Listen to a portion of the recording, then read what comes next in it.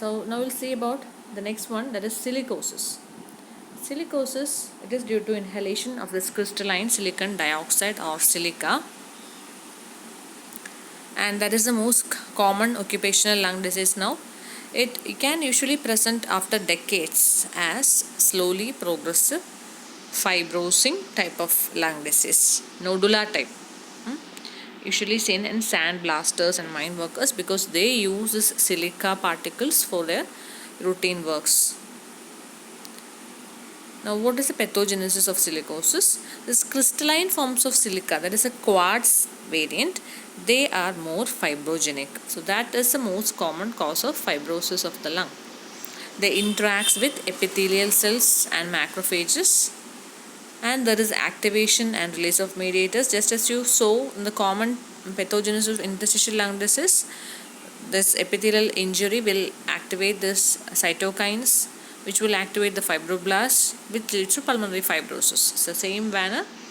In addition to that, here the cytokines are tumor necrosis factor, interleukin 1, etc. And see here, this is a gross feature.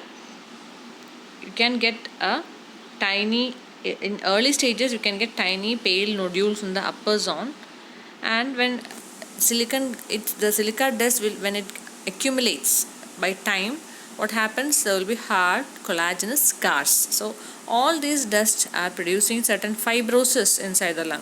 So fibrosis means collagen deposition, scar formation. Okay, now there will be central softening and cavitation in some cases, and there can be another important feature when the patient is having associated lymph node.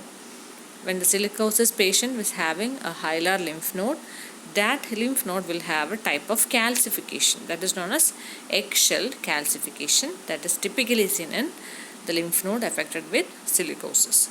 And later the patient will have progressive massive fibrosis of the lung. So the entire lung will be fibrosed. So all these are the features of silicosis, gross feature. Now what is the microscopic feature? The nodules, I told you there will be nodules of this fibrosis which is depositing in the upper zones. So what are these nodules made up of? If you take a microscopy of these nodules, you can see hyalinized collagen which is surrounded by dense capsule of another condensed collagen fibers. So that is making the nodule. Okay. And polarizing microscopy, you can see silica particles. Birefringent silica particles can be demonstrated by polarizing microscope. Which is the other material which can be demonstrated by polarizing microscopy? You find it out. Okay. Now what are the clinical features of silicosis? In early silicosis, the lung functions are only moderately affected. Patient can maintain the normal lung function, but in late cases with progressive massive fibrosis and dyspnea, that lung function deteriorates. Okay, so and even without exposure, then after a certain stage the lung function can deteriorate. Now chest x-ray will show fine nodularity in the upper zone, and the important feature here to notice is that the patient is having increased susceptibility to tuberculosis. In contrast to coal-workers pneumoconiosis, here you can get increased risk of getting TB. So what is that known as? That is known as silicotuberculosis. Okay. And also lung cancer. So these two things which we have not seen in your coal workers pneumoconiosis, but in silicosis you have increased risk of TB and lung cancer. And if you get TB with silicosis, that is known as silicotuberculosis. Now coming to asbestosis. Asbestosis, again, it has got a wide range of diseases. Even in lung, you can get it in pleura. Okay, then outside the lung also you can get in different organs. Asbestosis can affect different organs, can cause multiple malignancies, multiple lesions. So what are those lesions? It can cause localized fibrous plaques or diffuse pleural fibrosis. That is the most important lesion, which is most common lesion, which is caused by asbestosis. The fibrous plaques, Plaque means we have seen erytheromatous plaques, some patch like thing which is thickened patch like thing, indurated patch like thing, that is known as a plaque. So in pleura, if you see the pleura, you will get this fibrous plaques. Okay, and pleura will be fibrous, and again it usually commonly affects pleura than the lung. That is a feature of asbestosis. First it affects the pleura, and it can cause pleural effusion, parenchymal interstitial fibrosis. In lung, it will again can cause interstitial fibrosis, just as other mineral does.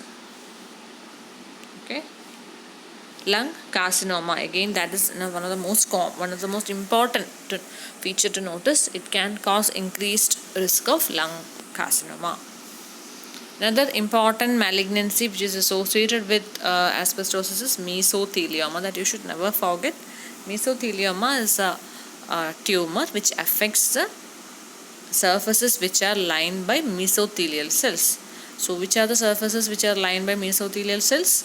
The one is most important is pleura, peritoneum, etc., pericardium, etc. So here in pleura you get a tumor that is known as mesothelioma. So asbestosis is one of the most important chemical dust or mineral dust which can cause is mesothelioma. Another neoplasm which can be attributed to asbestosis is laryngeal and extrapulmonary neoplasms. Laryngeal cancers are more common in asbestos workers. Now, what are the types of asbestos fibers? This is important because these fibers determines the lesions. Okay, so there are different types of asbestos fibers. They are basically serpentine fibers and amphibole fibers. Okay, serpentine and amphibole, or serpentine is also known as chrysotile, and amphibole is crocidolite. So the serpentine fibers are the commonly used asbestos fibers, which are curly and flexible fibers, which is less pathogenic, whereas amphibole fibers are less commonly used, but they are straight, stiff and rigid in contrast to the serpentine fibers, and so they are more pathogenic because they are stiff, rigid. If at all you are inhaling these particles, they will cause more problems than when compared to a flexible serpentine fibers. So again, if we inhale these fibers, what happens? There will be interaction between alveolar macrophages, and again there is fibrogenic mechanisms, oncogenic mechanisms are there, because I told you there are a lot of malignancies which are associated with asbestos. It can act even as a tumor initiator and promoter. And another thing is there is a synergy between tobacco smoking and lung carcinoma in asbestos workers. So if the patient is tobacco smoker, okay, with exposure to asbestos, then that will increase the risk of lung carcinoma to very high extent. Okay, so here you can see the lung which is affected by asbestosis, pleural plaques, scarring, interstitial fibrosis, diaphragm plaques, mesothelioma, etc. Okay, so these are the features. There will be interstitial fibrosis that I told you in the lung. Anyway, it is a restrictive type of lung disease. There is interstitial fibrosis. Honeycombing, I told you in the beginning, they are all common features of all interstitial lung diseases. Then lower lobes and subpleural aspect are the most common areas which are involved. Then again pulmonary hypertension, cor pulmonale, they are the common complications of all interstitial lung. So you can write it in any of this pneumoconiosis. In cold workers, in silicosis, everything you can write as a complication. You can get pulmonary hypertension and cor pulmonale. So that is sensible, because the common pathology behind all this is, what is the pathology? That is interstitial fibrosis. Okay.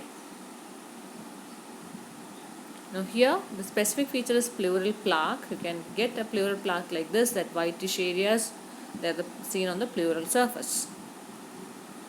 okay, which is seen over the anterior and posterior aspect of the parietal pleura, domes of the diaphragm, etc. Pleural effusion, pleural fibrosis, everything I told you, lung carcinoma and mesothelium. Now, how do you see these asbestos fibers on microscopy? Unlike the other this thing, coal you can see it as a dark black pigment. Silica as such you cannot see, but with the help of a polarizing microscopy you can see as a birefringent crystals. And here you can see directly under the microscopy as long structures, long beaded structures or dumbbell shaped needle like structures. Okay, they are known as asbestos bodies. So asbestos bodies, lot of times they have asked. It's a very important question for you, asbestos bodies. So what is this asbestos bodies? Asbestos bodies, okay, previous slide. See here, this is not only that asbestos filament, but why it is red in color is this is actually a special stain which is demonstrating this asbestos body. This asbestos fibers will get deposited by iron. Okay, അപ്പോൾ iron deposition വരുന്നത് കൊണ്ടാണ് ഈ ഒരു colour ഒരു change വരും. And again, if you there is another thing, that is iron, calcium, some other minerals will come and deposit over this asbestos bodies. Okay, and that we can demonstrate by certain special stains, which is a special stain for iron, that is Prussian blue. So if you stain with the Prussian blue, it will take up that stain. Okay, so that is a specific feature of asbestos body. So if anyone asks you about asbestos body, you can write all these features. Okay, and pleural plaques, if you take the microscopy, you can see as hyalinized collagen. Again, scar or any plaque, any fibrosis, anything will be seen as this eosinophilic pink collagen fibrosis. Clinical features, the same thing, dyspnea, dry cough. Chest X-ray, again bilateral densities, linear densities. Then the patient can go for respiratory failure, cor pulmonale and death. Now this is the last slide. So we can summarize the features of both obstructive and restrictive lung disease, and you can actually differentiate between these two. So the airways, which all airways which are affected. Okay, in obstructive you can get obstruction at any level of the airways, whereas restrictive, the problem is with expansion. So there is reduced expansion of almost all the airways. Airways ne specifically affection evideyannu parayan pattilla, but anywhere it causes reduced expansion of the lung. Now pulmonary function test. In obstructive lung disease you can get increased pulmonary resistance, whereas in restrictive you will get a decreased total lung capacity, that is expansion is reduced, so the total lung capacity is reduced in restrictive. In chest X-ray you can get variable features, like chronic bronchitis ulla feature alla. In emphysema you have increased air spaces and all. Bronchiectasis ne entirely vera enna chest X-ray finding ആണ്. But in restrictive lung disease you will get bilateral infiltrates, and that specifically in CT the picture is known as groundless appearance, or in chest X-ray even they can make out that groundless appearance. So that is specific feature in restrictive lung disease. Now the examples I told you, both restrictive and obstructive, these are the examples. So that completes your restrictive and obstructive lung disorders. Okay, thank you.